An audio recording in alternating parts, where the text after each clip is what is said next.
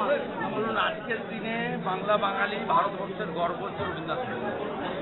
আমরা সকালটা শুরু করেছি তাকে প্রণাম, আর রাজ্যের মুখ্যমন্ত্রীকে বলবো কবিগুরু মারা গেছিলেন 41-এ। আপনি একবার নেতাজির জন্মজয়ন্তীতে রেড রোডে দাঁড়িয়ে বলেছিলেন 48-এ রবীন্দ্রনাথ ঠাকুর এসে গান্ধীজিকে ফলের রস খাইয়েছিল। আপনি দয়া করে এই ভুলগুলো আর করবেন না। এই ভুলগুলো আর অন্তত রবি ঠাকুরকে নিয়ে, মাতঙ্গিনী হাজরাকে নিয়ে এইসব ভুল কথা আর বলবেন না। আজকের দিনে আপনার কাছে এটাই প্রার্থনা। দাদা, হাইকোর্টে চাকরি বাতিল হলে বলছেন সেটা বিজেপি কিনে নিয়েছে বিচার ব্যবস্থা, আর সুপ্রিম কোর্টে তো সুবিধা দিতে তখন বলছেন ওটা ইন্টারিম সরকার। কালকেই চোর মমতার এসএসসি বলেছে 8,000 চাকরি বেআইনি করে পেয়েছি।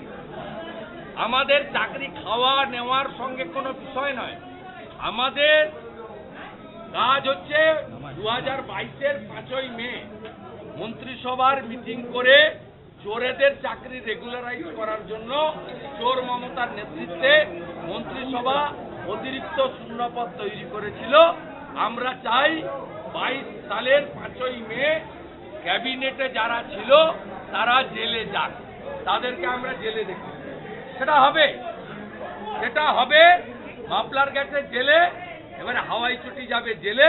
কটা দিন সময় পেল, একটু এসি ঘরে থাকুক আর হেলিকপ্টার করে ঘুরুক। মুর্শিদাবাদের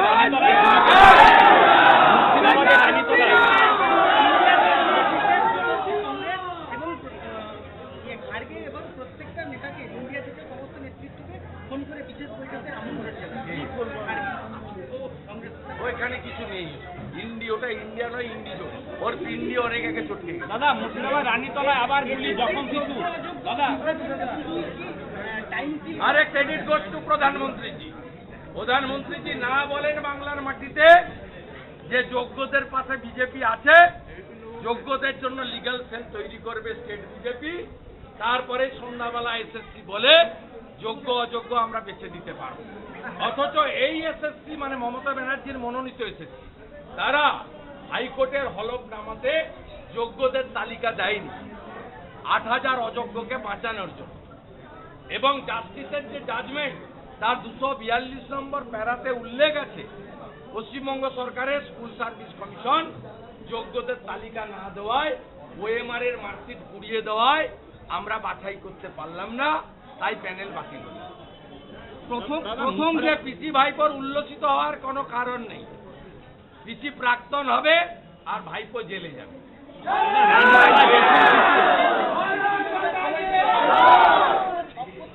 কিছু করতে পারবে না। কোর্ট যা করেছে ঠিক করেছে, ন্যাচারাল জাস্টিস। সকলের কথা শোনা, সকলকে বলতে দেওয়া, এবং কোর্ট বলেছে আন্ডারটেকিং দিতে হবে।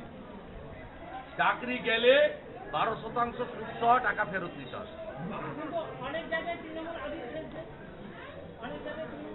আমরা তো এখানে মেদিনীপুরের লোক, পাশে উড়িয়া, আমাদের ঘরে উড়িয়া কথাও চলে। উড়িয়া বাংলা মিশিয়ে একটা আমাদের আলাদা কথা আছে। আমরা এখানে একটা বলি মিঠা পাও মনকে, মিঠা কৌ মনকে পাও, মিঠা কৌ মনকে পাও। দাদা, রানীতলায় আবার গুলি। এর মানে হচ্ছে যে মিথ্যা কথা হোক যেন মনে ধরে।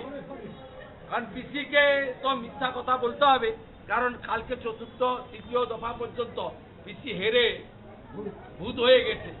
বাকি দফাগুলো তো মানে দফা রফা হয়ে যাবে।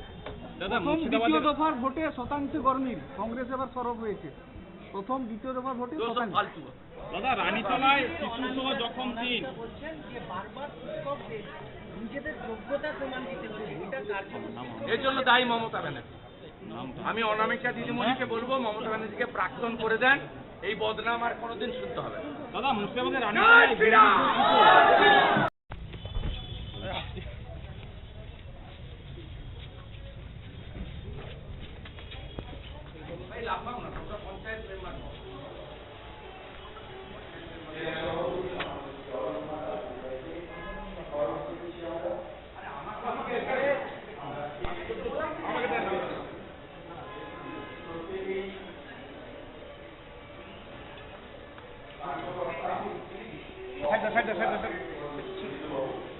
এই আমাদের দিক নির্দেশ করবে।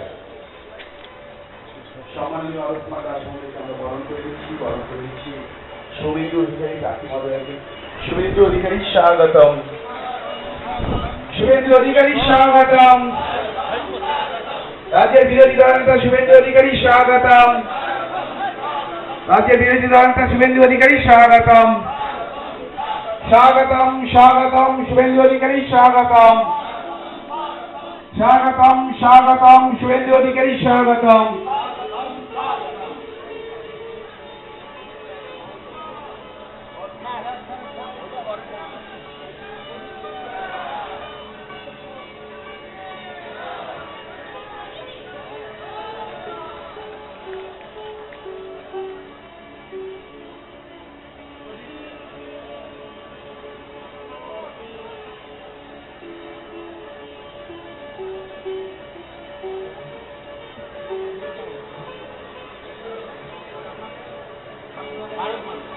भारत माता की भारत माता की भारत माता की।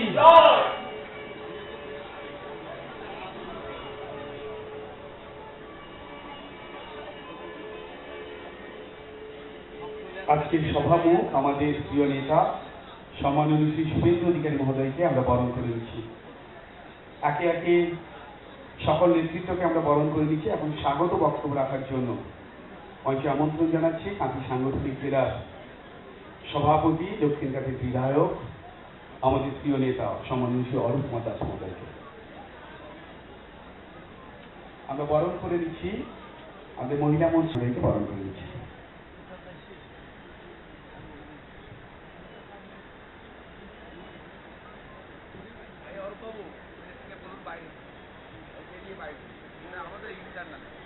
আচ্ছা, এটা আমাদের অত্যন্ত জরুরি একটি সাংগঠনিক সভা। মিডিয়ার যে বন্ধুরা রয়েছেন এখানটায় তাদেরকে আমরা বলবো আপনারা একটু